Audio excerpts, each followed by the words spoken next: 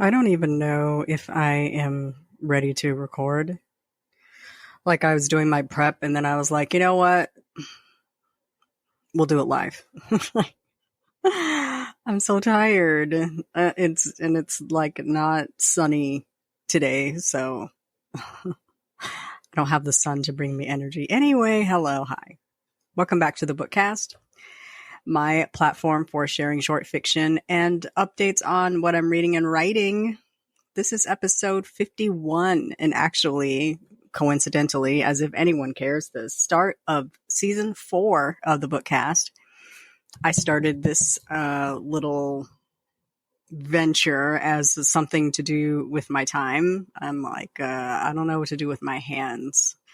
And I saw other people like reading short fiction and talking about their process and basically creating a spot for them to talk about themselves. And I was like, hey, I like talking about me.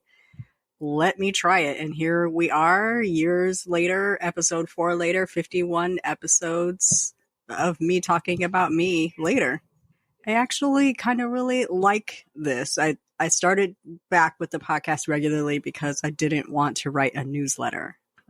Can you imagine like everything I talk about in a newsletter? I can't either. I'm not writing all that. So instead of like being cagey and brief in written words, because ain't nobody reading all that, I just decided to rev up the podcast and talk about it. I do still have a newsletter. You can join the newsletter at booksbydlwhite.com/newsletter. But I'm like only sending it out once a quarter or when I release a new book or there's something big, huge, exciting going on that I need everyone, all 1,100 people on my newsletter list to know about.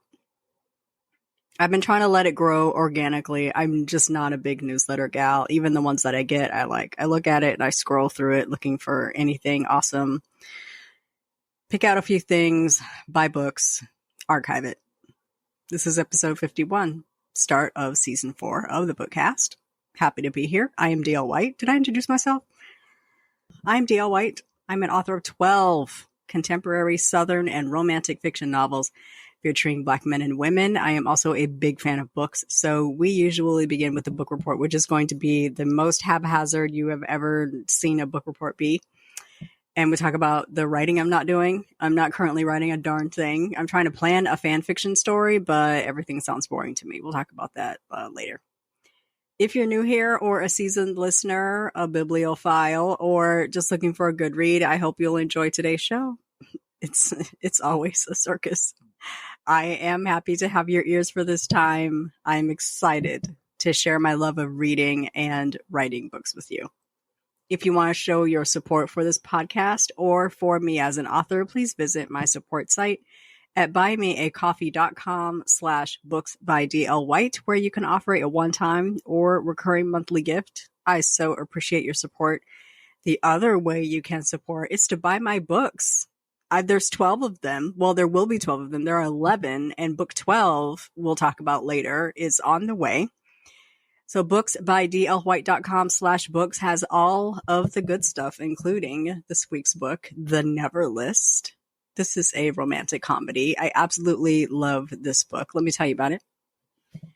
Get ready for a slow burn romance that will make you laugh and swoon. In this delightful romantic comedy, Esme Whitaker is a successful single woman with a list of things she wants to accomplish before her next birthday, and one of them is to have sex. But the man she's interested in, Trey Pettigrew, is also the one who rubs her the wrong way. However, fate intervenes when Trey rescues Esme from an attack, and they're forced to work together on a business deal.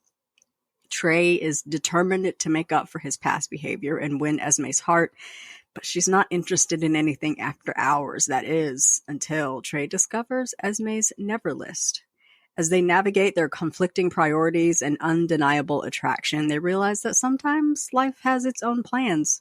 With relatable characters and witty dialogue, The Never List is a charming tale of two people who find love when they least expect it. I want to also issue a content advisory for this book. There is an attempted robbery and assault, and references to the attempt and references to mental illness in this book. So proceed with caution and maintain self-care. I need to change one thing in here. So this morning when I pulled this book up to look at the blurb, I decided that it was boring and I kind of wanted to punch it up a little. And so I went through and did some edits, but I have a word in here that it doesn't belong. And so now, because I saw something shiny, I am distracted and I have to go through and make changes on the fly. We're doing it live today, people. The Never list is, of course, available on my website. If you go to booksbydlwhite.com/neverlist, it has this book available in ebook and print. Select titles in my catalog are available in ebook, print, and audio directly from me at payhip.com/booksbydlwhite. This puts the monies directly into my pocket with virtually no middleman, taking 30 to 70% of the retail price. But if you prefer to buy them retail, all of my titles are available in ebook wherever they're sold: Amazon, Barnes & Noble, Nook, Apple Books, Kobo Books, Google Play. They're also available in print at bookshop.org and resistbooksellers.com. I actually went to Resist and signed all of the stock that they had. So I imagine if you buy it now, you'll probably get a signed copy. They're also available via subscription sites like Scribd and Kobo Plus, and they're available to request at your local library. I love to hear that my books are added to circulation at your library and you're reading via Libby or Hoopla. And I love seeing my books on your shelves, so post those pics. Sometimes you can tag me, sometimes you can't, but I'll find it. I'll find it. Today we will start with the book report as always. Then we'll talk a little bit about writing. I'm not doing much writing. I'm doing mostly thinking and planning. We'll talk about that. Today is Saturday, July 29th, 2023. It is 9:16 a.m. It is a gray day in Atlanta. I don't know if it's raining, but it's gray. I have a mic and I am ready to dig in. But first, and I really, really need this coffee.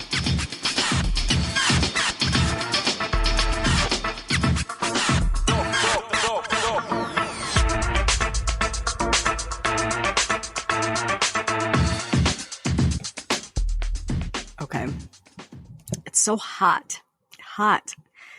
I need to make it like drinkable so I can take like a healthy swallow, but it's so hot. I can only get a couple of sips in the time that I allot myself to like break, breathe, reset for the next segment, etc.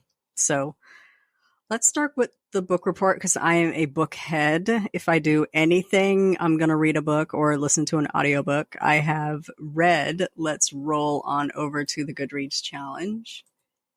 I have read 102 books of my challenge to read 150 books this year. I should take bets on whether I need to raise my challenge goal again. I recently raised it from 100 to 150 and I'm at 102. It's not even August. What do y'all think? I should put up a poll somewhere. Typically what I like to do is like aim for 100 or 150 and then see how far above that I can get, because it's kind of funny to see like 152 over 100. We'll see. I'm interested in where I end up this year. I'm writing more this year than usual, so typically that means I would be reading less, but because I work at home by myself during the day and I'm either listening to podcasts or audiobooks, I'm not really missing out on reading time because I'm not writing while I'm at work, typically. I might edit while I'm at work, but not writing while I'm at work. So I'm 17 books ahead of schedule. It is starting to slow down for me a bit, mostly because my brain is so tired from writing the book that I just can't really think. Nothing's really holding my attention. I definitely needed to switch genres. I was reading a lot of romance while I was writing the romance, and I'm basically very tired of romance right now. Not that I'm not reading it, but I'm definitely reading other things more than I'm reading romance. But I'm still very much in the habit of reaching for if something sounds good, I'm just like reaching for it. I don't know where I left off. So I'm kind of just going to go through, like, I know I talked about Coffee Break. I think I talked about Coffee Break by Navy Winters. She's a new to me author. I don't know. I don't know where I left off. So I'm just looking through my list here, actually. A Wife for Sale, an Emerald City novella by Aubrey Penn. I really like Aubrey Penn's. I like her books, so I read her. Time Waster by Jessica Terry. I think this book, it's Mr. Time Waster by Jessica Terry. I think this book actually comes out on Tuesday. So, preemptively, happy book launch day, book birthday to that book.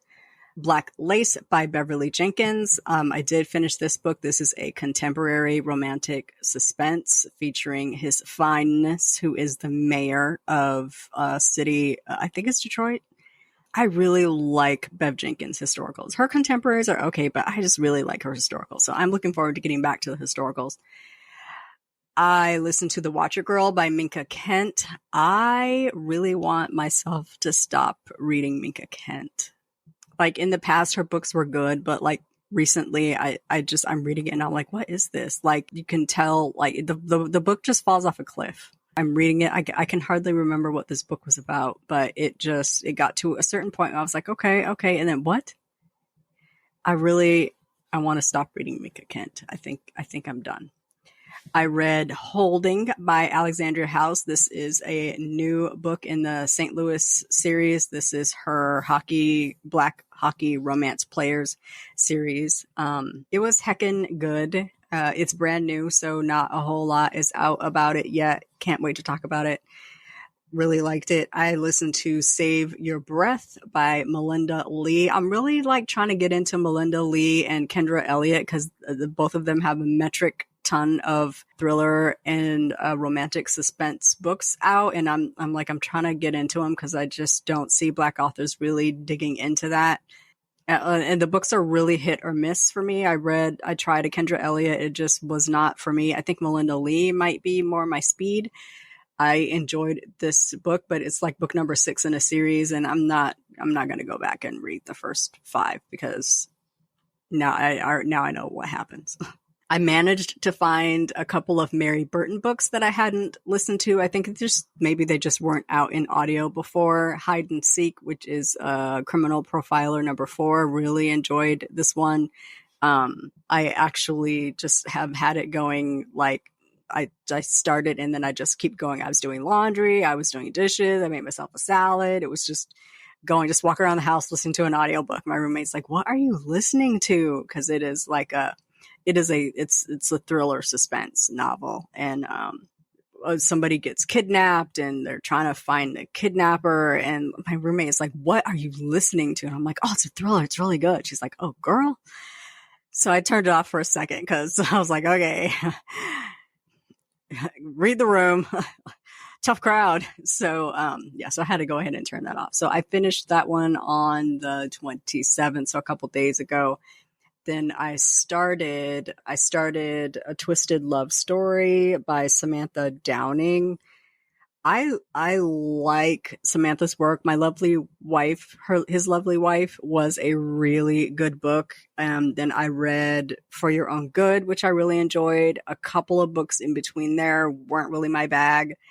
I'm trying to like A Twisted Love Story. I'm 40% in, and it's kind of getting interesting, but the first 40%, this couple in this book, now it's billed as a thriller. I don't know that I would say thriller, but it's more than a mystery, not quite a thriller. The timeline doesn't snap enough for me. And the thing about a thriller is, like, there has to be fear for future instances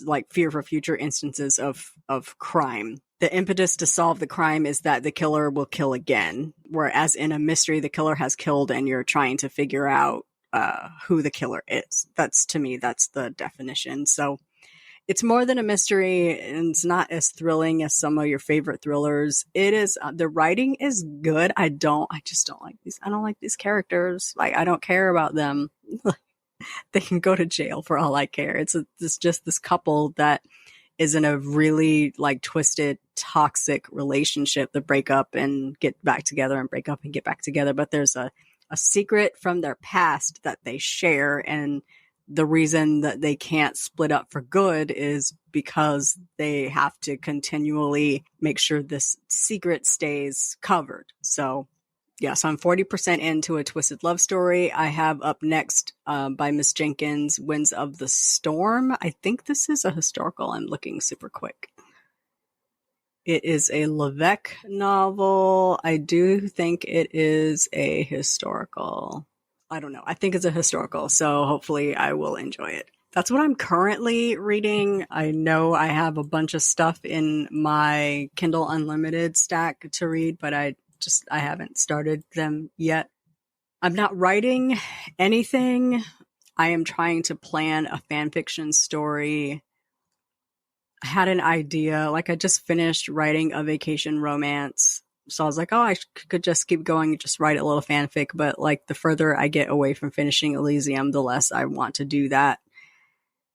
I know I'd want to write something short. I want it to be fun, but I just don't know. I was trying to have something written by the 8th, which is the start of the fan fiction challenge on the NYSNC-Fiction archive. But I don't think that's going to happen. I just told myself, just chill until August 1st and then see what comes to you. And hopefully I have something to post before the end of the challenge, which is August 31st. I may extend it to October 8th. I don't know, like, so it can run for a full month, but I don't know because we have also Poptober coming up, which begins on October 17th, which is Chris Kirkpatrick's birthday. So we do our challenges based around birthdays of the men of NSYNC typically, except for like the holiday birthdays. Justin and Joey have birthdays 2 days apart in January, and typically we will do Secret Santa in December, so we don't do January challenges.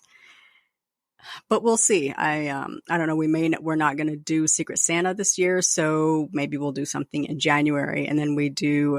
It's going to be May, which encompasses the anniversary of No Strings Attached, and Lance's birthday, which is May 4th.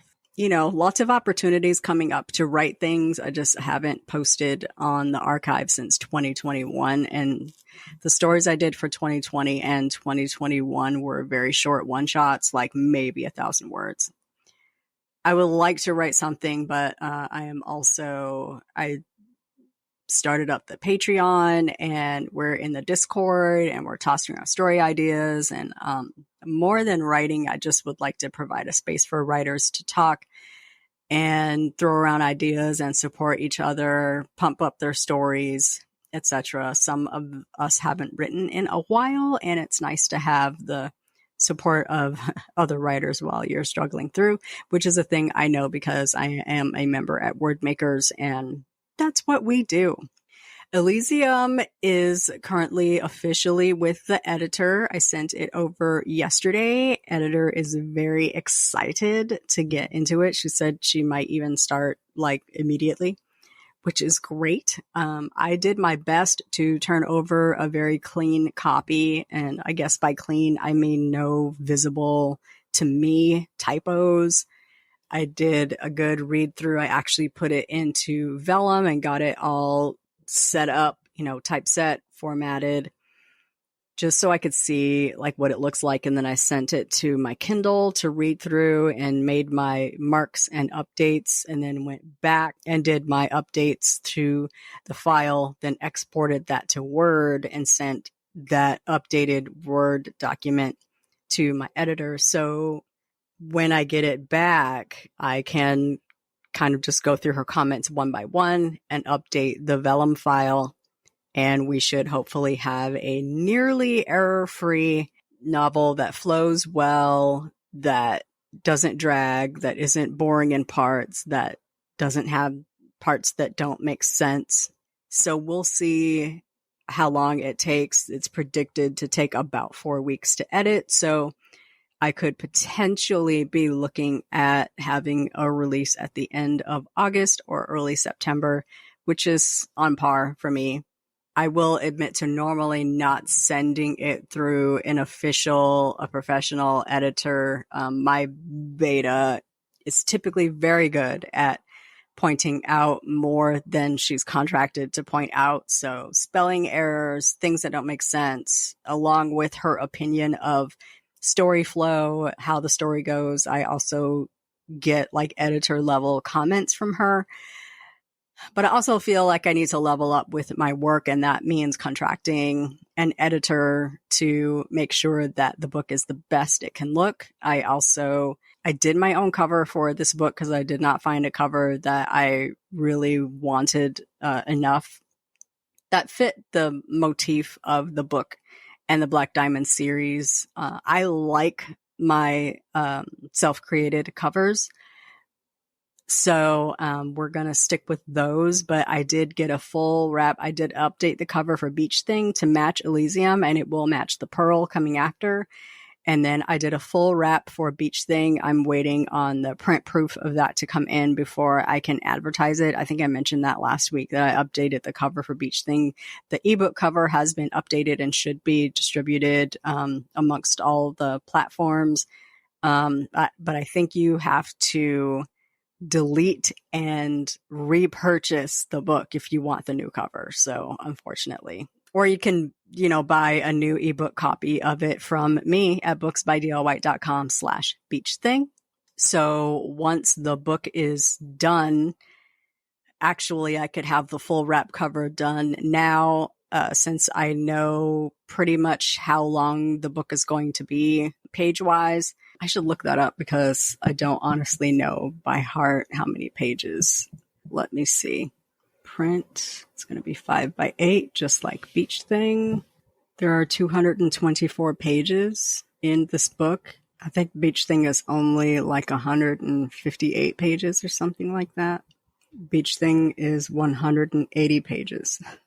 I honestly wrote my tail off on Elysium. I really hope people enjoy it. I like it a lot. The more I read it, I've read it many times now. I really like it. I think it turned out great, and I hope that readers like it as well. So, book is with the editor. It'll take them 3 to 4 weeks to edit. Once I get it back, actually while it's being edited, I am prepping vellum. I'm going to have the full wrap cover completed so that once it's done editing, I can update the file in vellum and send it off to all of the places. So I'm just kind of thinking about how I'm going to distribute this book. It will first go to my paid subscribers, and then it will hit my website store. So I am hoping to have the ebook available. I will not have print copies, but you can do a print pre-order. I think I can do a print pre-order, but you will see. That's the plan. The plan is to do ebook available immediately, a print pre-order. I can't do a simultaneous drop unless I wait for the books to be printed and shipped to me. It's hard for an indie author to do a simultaneous drop unless the pub date is way far off in the future, and I don't want to wait. It'll be like a summer vacation romance that comes out in November. Website, it'll be on the ebook. This book will not be in audio anytime soon. That I have to come out of pocket with audio, and I don't have it. I just don't have it. And then it will hit retail stores, I don't know, probably 2 weeks later. Depends on how long I can wait for that. Toying with not sending it through BookFunnel or having it available in ebook just as an EPUB that you can get from PayHip also through BookFunnel. So you'll get it both ways. So you can just sideload it if you know how. Because I know a lot of people don't really like BookFunnel, and there just isn't really a good way to deliver ebooks unless we do it through BookFunnel. If you know how to sideload, I can absolutely just have the ebook available. You can add it to your e-reader and read it that way, on whichever app you like. But you won't be able to like make notes and highlights or anything until it's up on Kindle. That is the route that I plan to take. I do certainly hope to get a lot of sales from my website, having it available at the Books by D.L. White store first, and then it will roll through all of the retail sites. It'll probably be up at like Google Play almost immediately, and then it'll roll through the other sites. It'll probably be up at Amazon the quickest. It does take a while for books to distribute through Draft to Digital. It will also be available on Kobo Plus. If you are a subscriber, it will not be available on Kindle Unlimited, but if you are a member of Kobo Plus, it's like Kindle Unlimited, except I don't have to be exclusive to Kobo, so you can borrow it, read it, return it. I get paid for time spent in the novel. I don't get paid by the page. I get paid for however long you spend in that book. That's how they guarantee that people aren't scamming the system. So if you read the book, I get paid for that. It'll also be available at Scribd. It will eventually hit Scribd whenever they decide to put it up. So if you are a member at any of those sites, that's where it'll be sometime late August, early September. So I'm really, really looking forward to this book coming out. I think it's a really good book, but I say that with every book because I'm very proud of my work. I don't know what else to talk about. I don't have any appearances coming up, but I was talking to Mo Flames at Indie Love, and we might put a little something together. I want to do an event out at the Vibrary, which is like a wine shop bookstore. I know there's an event coming up there that Wordmakers is doing. I don't know if I'm going, but Mo Flames and I were talking about doing a little joint project, and I'm wondering if maybe I can get my friend Nikki Blair to hop on. I don't know. That is not even yet in the works. So we were just kind of talking about maybe doing something this fall, and I said I wanted to wait until I have this book out, and since it's coming, we'll see maybe what we can put together. I'm not interested in putting together a big multi-author event. I'm not that girl, but I would like to get out with the people and see some people sling some books, hug some necks, etc. So we'll see what pops up. I am scheduled to be at the brunch tomorrow. This weekend is the Alexandria House party. Today is the big book event. I did not get tickets to that because it was just too expensive for me. Because I know me, I will stand in a corner and be quiet and not talk to people. And it was too much money for me to not socialize the way I feel like I would need to get my money's worth. I'm just tired, man. I'm so tired. I did buy tickets to the brunch. I do plan to be there, but I'm feeling I don't feel like going anywhere lately. So if I show up, come find me. I do plan to go though. I do plan to go. I'm sure it will be a great time. I'm feeling very tired, antisocial. I don't feel like going anywhere lately. So this too shall pass. I think I'm tired and I'm burnt. I don't know what to do with my hands.